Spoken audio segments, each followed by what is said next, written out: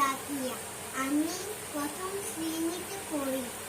আমি এখন একটা ছড়া বলবো।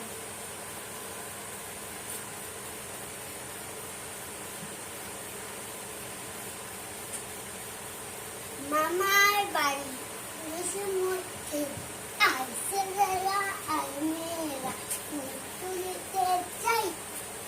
ফুলের মালা গলায় দিয়ে মামার বাড়ি চাই।